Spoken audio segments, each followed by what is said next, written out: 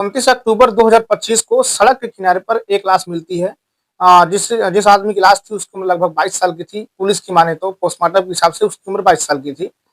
और जब पुलिस को लाश मिलती है तो पुलिस उस लाश को जो है पोस्टमार्टम के लिए भेजती है और जहाँ से लाश मिली थी वहाँ के एरिया में आस-पास पूछताछ करती है कि भाई जो है इस लड़के को कौन पहचानता है, लड़का कहाँ का रहने वाला है।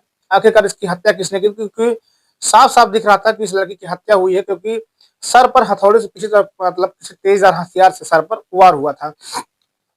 पुलिस इसकी छानबीन कर रही थी। अब तभी मालूम चलता है कि ये लड़का जो है उसका नाम प्रदीप होता है, जिसकी उम्र 22 साल की होती है और ये इस गाँव का रहने वाला है। इसकी माँ का नाम ममता होता है। इसके पिता का जो है देहांत पहले ही हो चुका है।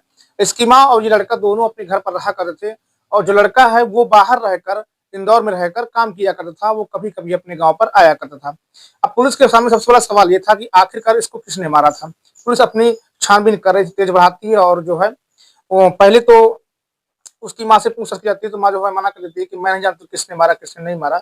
और बहुत तेज़ से जो है बेटे के सामने जो डेड बॉडी पड़ी थी वहाँ पर जाकर रोने लगती है, चिल्लाने लगती है।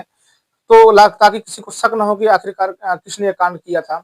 लेकिन आखिरकार जब सच्चाई मालूम चलती है तो माँ जो होती है, माँ ही अपने ही बेटी की कातिल निकलती है और उसको पुलिस गिरफ्तार करती है। गिरफ्तार करने के बाद जब उससे पूछताछ की जाती है, जो माँ होती है, वो अपने ही बेटे की मौत का जब खुलासा करती है तो लोग जो वहाँ पर होते सुनते हैं सोशल मीडिया के माध्यम से, अखबारों के माध्यम से, लोगों के पैरों की तरह ज़मीन खिसक जाती है कि आखिरकार एक माँ जिसकी केवल एक ही औलाद थी और अच्छा खासा वो कमाता भी था, अपनी ही बेटी की हत्या करवा देती है।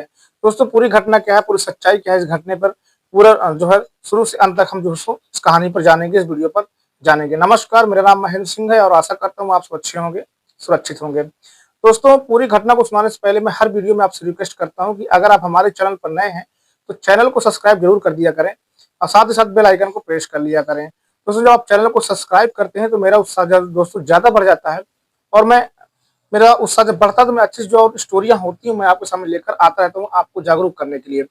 चलिए दोस्तों आज की इस घटना पर जो है रोशनी डालते हैं हम। दोस्तों ये जो घटना है उत्तर प्रदेश से कानपुर देहात की है। कानपुर देहात के पास एक बारौर थाना पड़ता है, उसी वहाँ की ये पूरी घटना है जो मैं आपको सुनाने वाला हूँ। 26 अक्टूबर का समय था। जो प्रदीप होता है वो अपने गाँव पर आया हुआ था और उसके कुछ दोस्त 2-3 दोस्त जो होते हैं, वो प्रदीप को जो है एक रेस्टोरेंट पे लेके जाते हैं खाना खाने के लिए। चलो शाम का टाइम है, तुम भी बाहर से आए हो और हम भी लोग भी हैं, चलो चलते हैं, वहाँ पर खाना-वाना खाते हैं। अब जो 3 लोग थे जो उसके दोस्त थे, तो अब उसको तो ये मालूम था नहीं प्रदीप को कि उसके जो दोस्त उसको जिसको लेके जा रहे हैं, उसको मार देंगे और वापस नहीं आएँगे। अब खाना खाने के लिए चला जाता है। लेकिन रात भर जब प्रदीप घर पर नहीं आता है तो जिसके पास प्रदीप रहता था, पुलिस के मुताबिक माने तो जो प्रदीप होता है वो अपनी माँ से बहुत कम बात किया करता था और अपने जो बाबा होते हैं उनके पास ज़्यादा रहा करता था। जब भी बाहर से कमा के आता, हमेशा अपने बाबा के पास रहता, माँ के पास नहीं जाया करता था। ये पुलिस की छानबीन पर सामने आया था। अब तीनों दोस्त जो है उसको लेके जाते हैं और जो वहाँ पर खाना खिलाते हैं, खाना खिलाने पर जो है उसको मार-वार कर जो है रोड पे फेंक देते हैं। सुबह लाश मिलती है, पुलिस लाश को जो है पोस्टमार्टम के लिए भेजती है, छानबीन करती है। अब पुलिस के सामने जब खुलासे होते हैं कि आखिरकार किसने करवाया था, तो पुलिस को मालूम चलता है इस खुलासे में कि जो उसकी माँ ममता होती है, जो उसका ममता का पति था, मरने से पहले अपने बेटे के नाम 40 लाख की लगभग 4 पॉलिसी करा गया था और उन पॉलिसियों को लेने के लिए माँ ने अपने बेटे का कत्ल करा दिया।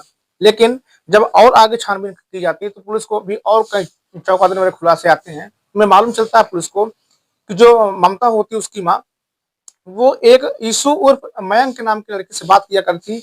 लगातार इसका कई सालों से अफेयर चल रहा था और इसी के चलते जो है उसके बाप ने अपनी जान दे दी थी।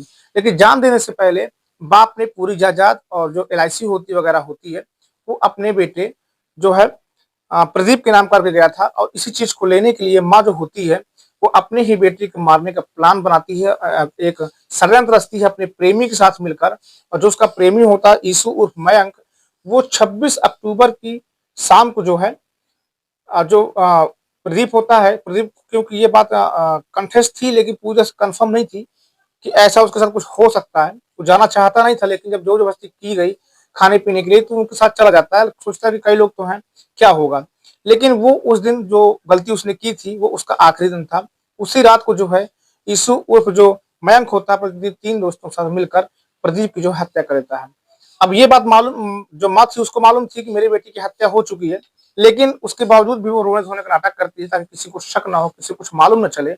और अपनी आशिकी को जिंदा रखने के लिए 40 लाख रुपए पाने के लिए उस औरत ने अपने ही बेटे का अपने प्रेमी के हाथों मर्डर करवा दिया। पुलिस जो होती है मुस्तैदी दिखाती है और मयंक मतलब यीशु उर्फ मयंक को और साथ जो उसके दोस्त थे लगभग 6 घंटे के अंदर उसको गिरफ्तार कर लेती है। सभी को हिरासत में ले लिया जाता है। हिरासत में लेने के बाद जो है मैं बताता है कि जो प्रदीप की जो माँ ममता है उसने ही जो है हमको टिक दिया था, उसने ही मारने के लिए बोला था कि 40 लाख रुपए उधर से मिल जाएंगे और जो है तुमसे शादी कर लूंगी और हम लोग जिंदगी जो है ऐश के साथ बिताएंगे। मतलब पूरा इन्वायरमेंट जो है इस कांड में उसकी माँ का था। माँ ने ही अपने इकलौते बेटी को जान से मरवा दिया दोस्तों। अब उसकी माँ मतलब ममता और जो उसका प्रेमी था और उसके दोस्त थे सभी को पुलिस अरेस्ट कर जो है चार्जशीट तैयार कर चुकी है और उनको कोर्ट में पेश किया गया दोस्तों। अब कोर्ट जो है फैसला लेगा कि इन लोगों को क्या सजा मिलनी चाहिए, उम्र कैद या फांसी, जो भी चाहेगा। हमारे देश का कानून जो जज होते हैं वो अपना फैसला लेंगे। तो दोस्तों ये जो घटना मैंने आपको सुनाई वो घटना कैसी लगी, इस घटना से आपको क्या सीखने को मिला, कमेंट बॉक्स में जरूर बताइएगा। इस घटना को सुनाने का उद्देश्य सिर्फ आपको जागरूक करना, सुरक्षित करना था, ना कि किसी को दिल को ठेस पहुंचाना मेरा उद्देश्य रहता दोस्तों। कोई और आपको कोई प्रॉब्लम हो तो कमेंट बॉक्स में आकर मुझे आप कमेंट कर सकते हैं। जो भी आप कहना चाहें मेरे बारे में या घटना के बारे में पूरी आप कमेंट बॉक्स में आकर खुलेआम कमेंट कर सकते हैं।